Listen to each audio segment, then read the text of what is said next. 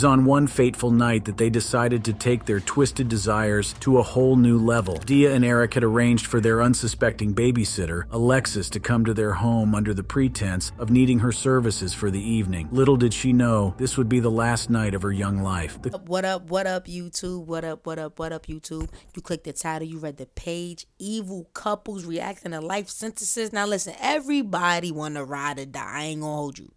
Like, who don't want to ride or die? You feel me? Like, be down with me through the storm. But like, we really gonna be breaking crimes together? Like, literally? No. See, my definition of ride or die is we're building together, you know?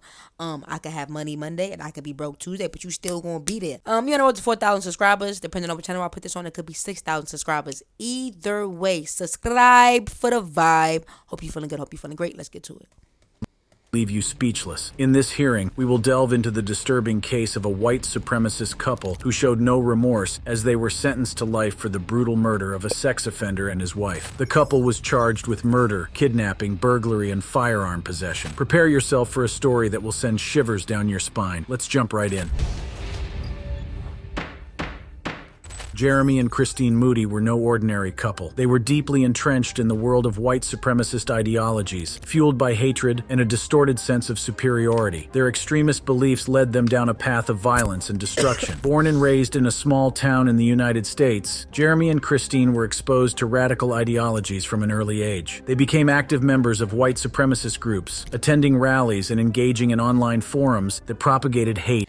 Yeah, them small towns be racist as hell, I'm telling you. They be racist because they be so old school. I mean, like, back in their day, blacks and whites just couldn't get along, you know what I mean? So that's why I don't like them small towns.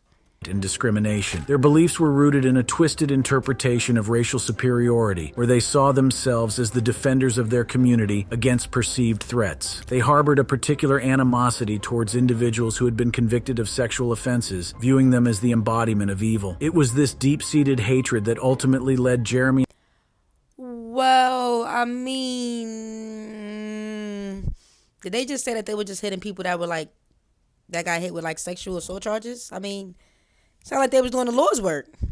Let me just make sure I read that right. Well, I heard that right. Propagated hate and discrimination. Their beliefs were rooted in a twisted interpretation of racial superiority, where they saw themselves as the defenders of their community against perceived threats. They harbored a particular animosity towards individuals who had been convicted of sexual offenses, viewing them as the embodiment of evil. It was this deep-seated hatred that ultimately... I mean, I feel like anybody that sexually assaults a person, that's evil. And they do deserve to go to hell and not breathe again.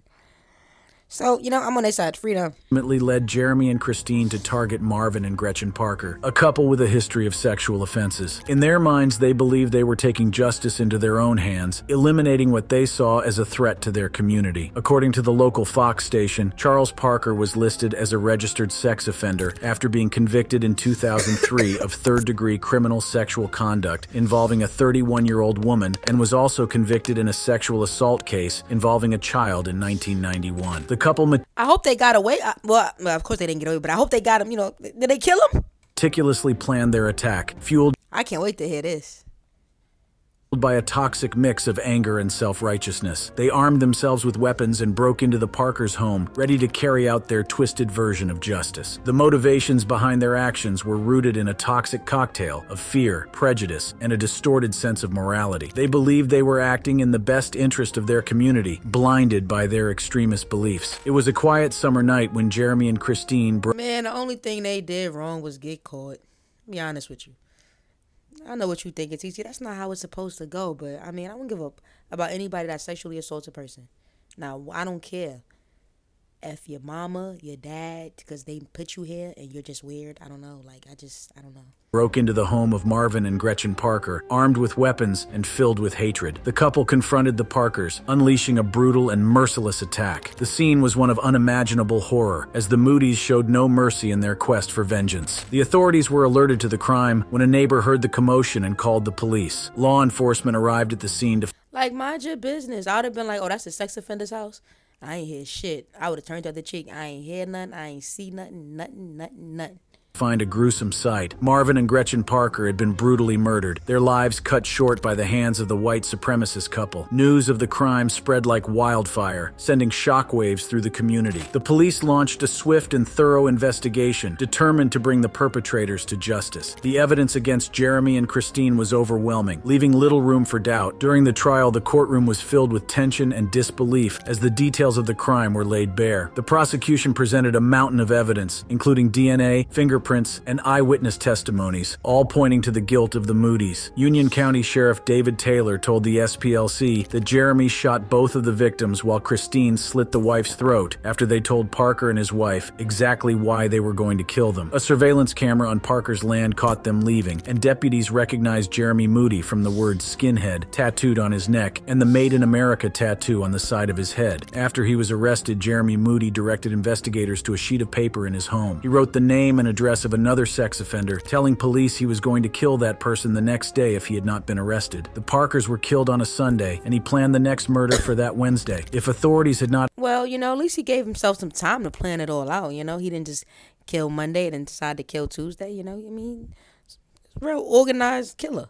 Acted fast enough, they may have. Christine Moody said that they had another sex offender in mind as their third victim, but were caught in connection to the Parker killings before they could strike again. The defense, however, attempted to paint a different picture, arguing that the couple acted out of fear and self-defense. Lawyers said both defendants were sexually abused as children, and that made them want revenge against the type of people who hurt. It had to be, because I was like, we all don't.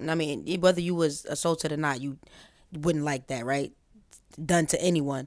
But I had a feeling, because I'm like, for them to be that enraged, them. They believed they had a divine assignment to kill all sex offenders, said psychologist Harold Morgan, who analyzed Jeremy Moody. Defense lawyers pointed out Christine Moody was a breast cancer survivor who underwent a double mastectomy 4 years ago, and Jeremy Moody suffered from schizophrenia and was not on his medicine when the killings took place. When Moody, who was 30 at the time of the murder, does not take his prescribed medication, he suffers from paranoia and delusions, according to his attorney Harry Dest. Christine Moody has her own share of medical conditions.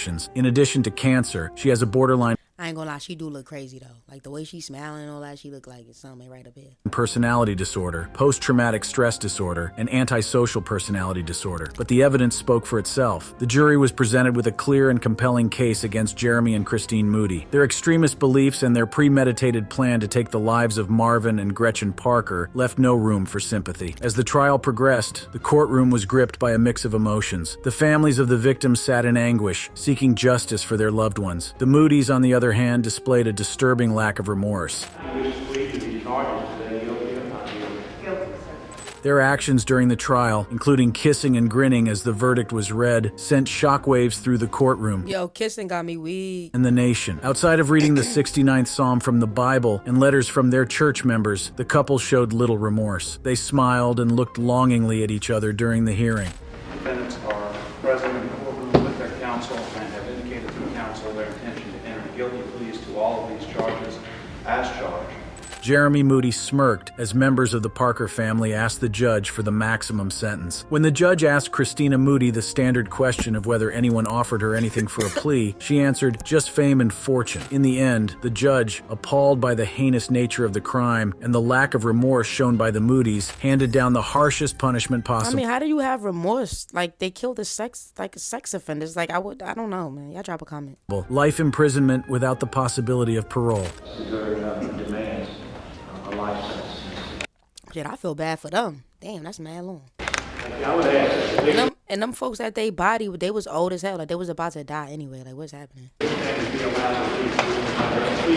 The courtroom erupted in a mix of relief and sorrow as the families of the victims found some solace in the fact that justice had been served. The trial of Jeremy and Christine Moody served as a stark reminder of the dangers of extremist ideologies and the devastating consequences they can have. It was a chilling reminder that hate and violence have no place in society. The brutal murder of Marvin and Gretchen Parker sent shockwaves through the community and the nation as a whole. The loss of lives at the hands of a white supremacist couple highlighted the dangers of extremist beliefs and the devastating consequences they can have. The impact of this crime... The fact that like, you know, white supremacists. That they like whatever. Like they killed sexual offenders. Like, so let's not. I mean, whatever. I'm extended far beyond the Like I'm saying, he bringing that up, but they didn't. They killed white people. Like, come on now, what we talking about here? Like, I don't even think they was probably. I don't know. Whatever. Y'all drop a comment. What y'all think? immediate victims and their families. It served as a wake-up call, forcing society to confront the presence of hate and discrimination that still lingers in the shadows. It sheds light on the fact that white supremacist ideologies continue to exist, perpetuating a cycle of violence and division. The trial of Jeremy and Christine Moody brought the issue of white supremacy to the forefront of public consciousness. It sparked a national conversation about the rise of extremist ideologies and the urgent need to address the underlying causes. It served as a reminder that hate knows no boundaries and can manifest in the most horrifying ways. The case also highlighted the importance of combating hate speech and extremist propaganda. Online platforms and social media have become breeding grounds for the spread of white supremacist ideologies, allowing hate to flourish and incite violence. It is crucial for society to take a stand against such rhetoric and work towards creating a more inclusive and tolerant world. The sentencing of Jeremy and Christine Moody to life imprisonment without parole sent a powerful message. It demonstrated that acts of hate and violence will not be tolerated and that justice will prevail. It provided some solace to the families of the victims, knowing that those responsible for their loved ones' deaths will face the consequences of their actions. However, the story of the white supremacist couple who kissed and grinned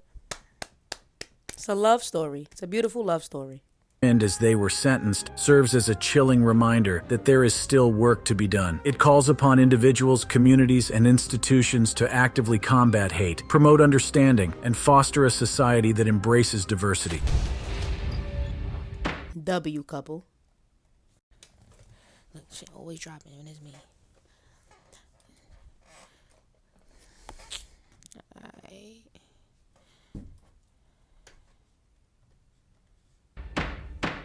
In a shocking and disturbing case that shook the city of Cleveland, Ohio, we delve into the dark and twisted world of Larissa and Christopher Rodriguez, a couple whose crimes will leave you speechless. This hearing uncovers the horrifying details surrounding their heinous acts. Larissa and Christopher Rodriguez each pleaded guilty to charges of involuntary manslaughter, felonious assault, child endangering, and gross abuse of a corpse in their son's death. The story begins with the tragic discovery of their 5-year-old disabled son Jordan, buried in the backyard of their home. As we explore the What sick? I can't even. I'm just calling them sick freaks. What sick freaks? court proceedings, we uncover the neglect, abuse, and ultimate betrayal that led to this unimaginable tragedy. In order to understand the shocking crimes committed by Larissa and Christopher Rodriguez, we must first delve into their troubled backgrounds and early lives. It is often said that the seeds of darkness are sown in the shadows of one's past, and this holds true for this killer couple. Larissa Rodriguez, born and raised in Cleveland, Ohio, had a tumultuous upbringing. Growing up in a broken home, she experienced firsthand the devastating effects. So what? That's no excuse to bring harm to a child. Half of us done grew up in a broken home. Half of us in a broken home right now, nigga. What you saying? We ain't out here killing babies. Niggas is sick. Of neglect and abuse. Her parents, both struggling with addiction, were unable to provide a stable and nurturing environment for Larissa and her siblings. As a result, Yep. So what? It's no excuse. I'm sorry. It's no excuse. she was left to fend for herself, navigating a world filled with uncertainty and despair. Christopher Rodriguez, on the other hand, had a different but equally troubled childhood. Born into a family plagued by violence and criminal activity, he was exposed to a world of crime from a young age. His father, a notorious gang member, was often absent, leaving Christopher vulnerable But that nigga look like Nicolas Cage.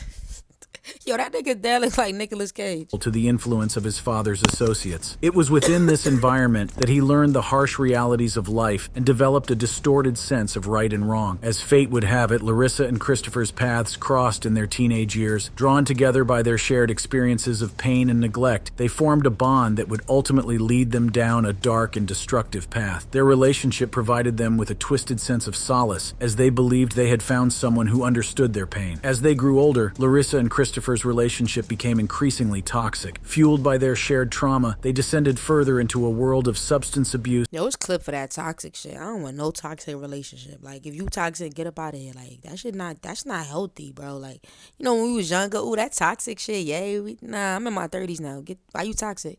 Like, I got bills, and you want to be toxic? I ain't got time. and criminal activity. Their lives became a never-ending cycle of violence and chaos, leaving a trail of destruction in their wake. It was during this time that Larissa and Christopher started their family. The birth of their first child should have been a moment of joy and hope, but instead, it marked the beginning of a tragic story. As their family grew, so did the darkness within their hearts. Their children became victims of their own parents' neglect and abuse, trapped in a cycle of violence that seemed impossible to escape. The community around them began to take notice of the deteriorating conditions in which Larissa and Christopher's children were living. Social workers were called to their home on multiple occasions, but their efforts to intervene were often met with resistance and manipulation. Larissa and Christopher were skilled at Basically, the social workers didn't do their job because what? Like what? hiding their true selves behind a facade of normalcy, making it difficult for anyone to see the horrors that lay beneath the surface. As the years went by, Larissa and Christopher's crimes escalated. The neglect and abuse they inflicted upon their children became more severe, pushing the boundaries of human decency. Their actions were fueled by a twisted sense of power and control as they reveled in the suffering they inflicted upon their own flesh and blood. The shocking crimes of Larissa and Christopher Rodriguez would eventually come to light with the discovery of their 5-year-old disabled son, Jordan. And then, the social workers went there so many times. Like, you're not telling me that you didn't see nothing. The fact that y'all was called was enough. So, the neighbors wasn't even in the house, and they called complaining. How y'all didn't see nothing? It's social workers' fault. Made me drop my lighter. It was a day that would forever haunt the community of Cleveland, Ohio. On a cold winter's day, December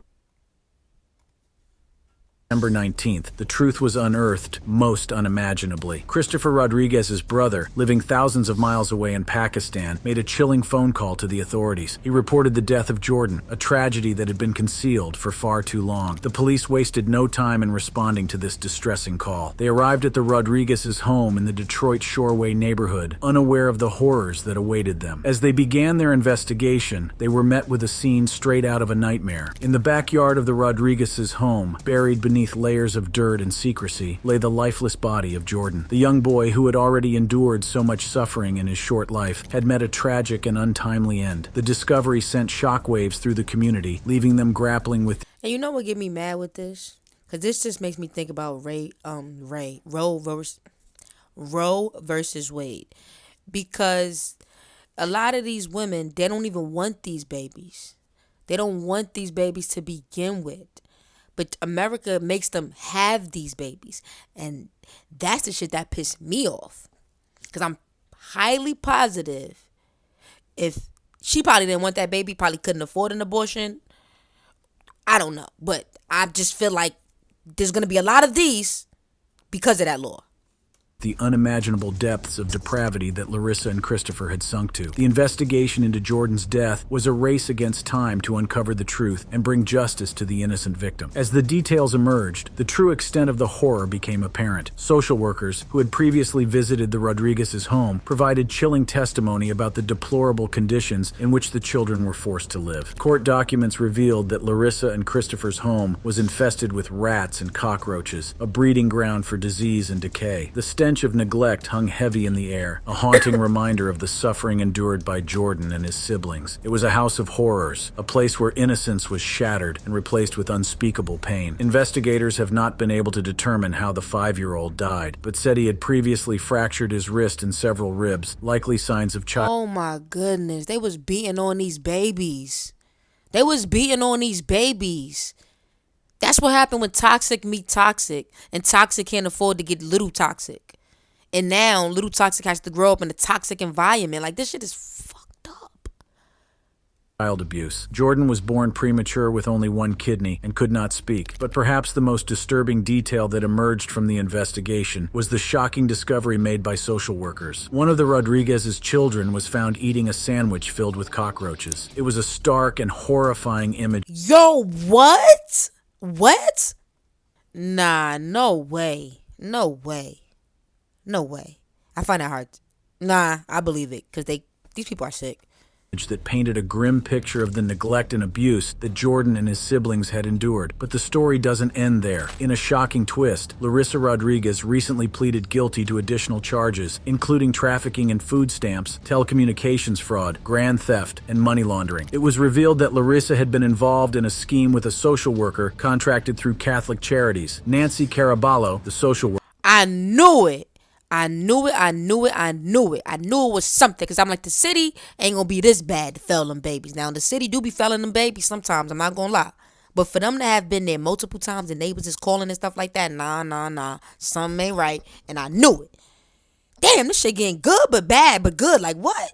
Worker paid Larissa about 50 cents on the dollar in cash for the use of her food stamp benefit card. The money obtained through this scheme was used by Larissa to pay for her cell phone bills, gasoline, and even to visit her boyfriend while he was in jail in Medina County. As the evidence mounted, Larissa and Christopher Rodriguez were faced with the undeniable truth. They each pleaded guilty to charges of involuntary manslaughter, felonious assault, child... How are you possibly crying right now? Like, how are you possibly crying right now? You literally just killed your babies, starved them, fed them roaches, and you're crying? Endangering and gross abuse of a corpse in their son's death. The courtroom was filled with a mix of disbelief and outrage as the community grappled with the heinous acts committed by this killer couple. Judge Nancy Margaret Russo, wiping away tears, told the pair, "This is a horror. I know as a judge I'm not supposed to show emotion. I know as a judge I'm not supposed to show emotion. And How the hell a judge can't show emotion? Could you imagine what they have to hear?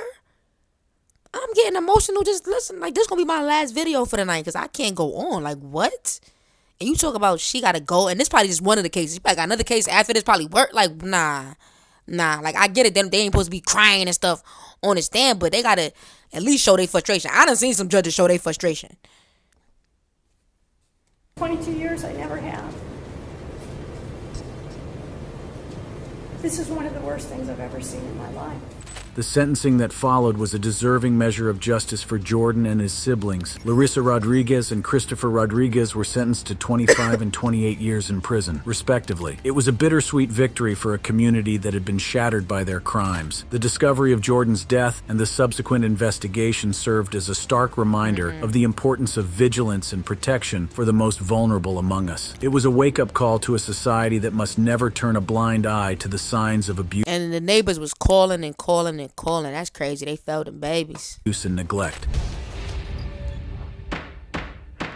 In a shocking tale of depravity and violence, we delve into the chilling crimes and subsequent sentencing of killer couple Daya and Eric Millerberg. This harrowing case involves the seemingly ordinary lives of Daya and Eric, which would take a sinister turn. Fueled by drugs and a twisted desire for thrill, they lured their unsuspecting babysitter into a nightmarish ordeal that would end in her tragic demise. With no regard for human life, they callously disposed of her body, attempting to cover their tracks. The killer couple was charged with child abuse homicide, unlawful and statutory rape, and desecration of a human body. Dia and Eric Millerberg appeared to be an ordinary couple, living seemingly normal lives in the state of Utah. However, behind closed doors, their relationship was far from ordinary. Both Dia and Eric were known for their reckless and drug-fueled lifestyle, which would ultimately... Yo, she look like she on drugs right now. Like, what?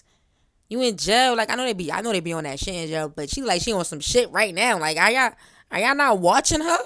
Lead them down a path of destruction. Dia, a strikingly beautiful woman with a troubled past, had a history of substance abuse and a penchant for danger. She was drawn to the thrill of living on the edge, seeking excitement in the darkest Yo, look, she on that shit. Look, she can't even be still. She faint out. She bugging out. Look. Of life. Eric, on the other hand, was a charismatic and manipulative individual, capable of charming anyone he encountered. Their paths crossed one fateful night at a local bar, where Dia was drawn to Eric's magnetic presence. They quickly formed a connection, bonding over their shared love for drugs and the adrenaline rush that came with their dangerous lifestyle. It was a match made in hell, as their destructive tendencies fueled each other's darkest desires. As their relationship progressed, Dia and Eric's drug use escalated, plunging them deeper into a world of chaos and depravity. reality. They became inseparable, their lives revolving around their next high and the thrill of engaging in risky behavior. Their addiction to drugs became the foundation of their relationship, a toxic bond that would ultimately lead to their downfall. It was during this time that Dia and Eric began to experiment with more dangerous and taboo activities. They sought out the thrill of engaging in risky sexual encounters, often involving multiple partners and dangerous substances. Their insatiable appetite for excitement pushed them to the edge,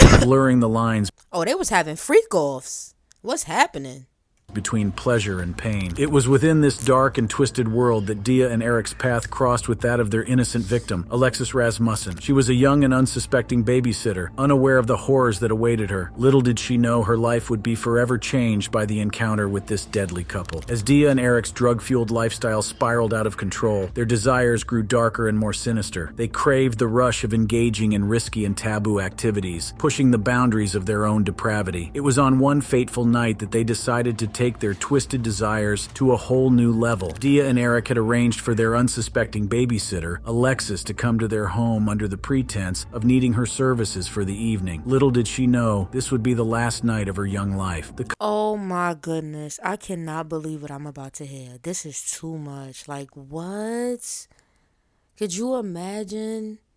Like, oh my God. It makes you not even want to get a job. It makes you not even want to go out your house. It makes you so paranoid. Like, why are people so sick? Couple had sinister plans in store for her. As the night progressed, Dia and Eric introduced drugs into the equation, creating a toxic and volatile atmosphere. They reveled in the chaos and the distorted reality that the drugs provided, their minds clouded by a haze of intoxication. It was within this drug-induced state that their darkest desires took hold. In a twisted turn of events, Dia and Eric initiated a drug-fueled threesome, all while their helpless victim was caught in the crossfire. The details of what transpired that night are truly horrifying and difficult to comprehend. The lines between pleasure and pain, consent and coercion were blurred beyond recognition. In a fit of rage and drug-induced paranoia, Eric's violent tendencies took over. He brutally strangled the babysitter, ending her life in a senseless act of violence. The room was filled with the echoes of her desperate pleas for mercy, but they fell on deaf ears. Dia, consumed by the darkness within her, watched on without remorse. With the lifeless body lying before them, Dia and Eric were faced with a choice. They could have called for help, turned themselves in, and faced the consequences of their actions. But their depravity knew no bounds. Instead, they decided to dispose of the evidence and cover up their heinous crime. They wrapped the lifeless body in a tarp. Now, how they thought that was going to work? Like, y'all don't think the agency was like, yo, what's going on with our babysitter? Like, what idiots. Hands stained with the blood of their victim. Under the cover of darkness, they drove to a remote location, far away from prying eyes. There, in the depths of the night, they buried her in a shallow grave, leaving her to be forgotten by the world. The callousness and lack of remorse displayed by Dia and Eric is truly chilling. They showed no regard for the life they had taken, only concerned with protecting themselves from the consequences of their actions. Their actions were not only a betrayal of trust, but a complete disregard for the value of human life. As the babysitter's family grew increasingly concerned about her sudden disappearance, they took matters into their own hands and reported her missing to the authorities. The local police department launched a thorough investigation, determined to uncover the truth behind her vanishing. Law enforcement officers meticulously combed through the evidence, leaving no stone unturned in their quest for justice. They interviewed witnesses, collected DNA samples, and analyzed phone records, all in an effort to piece together the puzzle of what had happened to the young babysitter. As the investigation progressed, the focus quickly turned to Dia and Eric Millerberg. Their erratic behavior, drug-fueled lifestyle, and connection to the victim raised red flags among the detectives working the case. It was clear that they were prime suspects in the disappearance. See, yo, I always tell y'all, these detectives, they know. These are the professionals. You cannot outsmart these niggas. Yo, these niggas that been on the job 15, 20 years. Okay, you just a small fry. Like, trust me. Law enforcement obtained search warrants for Dia and Eric's residence, uncovering a chilling scene that confirmed their worst fears. Bloodstains were found, along with other evidence linking the couple to the crime. The pieces of the puzzle were slowly falling into place, revealing the horrifying truth. Gentlemen, this defendant engaged in illegal sexual activity. He then committed a form of child abuse both before and after by injecting her with illegal and dangerous drugs. He then desecrated her body, on at least 2 occasions. In a shocking turn of events, Dia herself confessed to the crime during police questioning. Her drug-addled mind and guilt-ridden conscience could no longer bear the weight of the heinous act she had committed. Her confession provided the final piece of the puzzle, solidifying the Oh my goodness, this some sick twisted shit, yo. case against her and Eric. I'm not gonna make excuses for what I did. I think it would only... Girl, please, okay? Save the tears. You wasn't in tears when you was having freak-offs killing this little girl. Like, so stop it, okay? We don't feel bad for your ass. And they better give her life. make things worse. With the evidence stacked against them, Dia and Eric were arrested and charged with first-degree murder. The community was left in disbelief as the news of their arrest spread. How could a seemingly ordinary couple be capable of such unspeakable acts of violence? The trial that followed was a harrowing experience for all involved. The prosecution presented a mountain of evidence, including DNA, witness testimonies, and Dia's chilling confession. The girl was eventually found in a fetal position, her lower half stuffed into a garbage bag. Utah Assistant Medical Examiner Joseph White testified that the girl's body was so badly decomposed, it was difficult to identify her. Dental records and a fingerprint analysis finally led to a positive identification. A toxicologist testified that reports showed she had ingested meth at least 24 hours before her death. The jury was left with no doubt of their guilt, and the courtroom was filled with a palpable sense of horror and disbelief. Sometimes, you do such acts that are such extreme and so heinous and Yo, I don't understand, why do people cry at this point? Like, bro, just take it on the chin, bro. You knew what you was doing. Like, come on, what are you crying for? You wasn't crying, you did it. Like, nowhere in your mind you thought you was gonna get caught. Like, come on now. in this young girl's body and hiding it from the police. The judge, in delivering the sentence, expressed his disgust at the couple's actions and the pain they had inflicted on the victim's family. Dia and Eric were each sentenced to life for child abuse homicide, a first-degree felony, and 1 to 15 years for obstructing justice, a second-degree felony. He was also sentenced to 2 terms of 0 to 5 years for the unlawful and statutory rape of a 16 or 17-year-old, and abuse or desecration of a human body, third-degree felonies. The sentences were to run concurrently. It was a small measure of justice for the grieving family, but the scars left by the couple's actions would never fully heal. Lexi's family and friends have to live with these choices every day. Although I would have never made the choices Dia did with my daughter. And she's still crying. Like, girl, cut it out. I go back over and over again thinking about what I could have done to make things different. The community was left reeling from the horrors that had unfolded within their midst. The story of Dia and Eric Millerberg serves as a chilling reminder of the darkness that can lurk. Sick and twisted. Y'all subscribe for the vibe.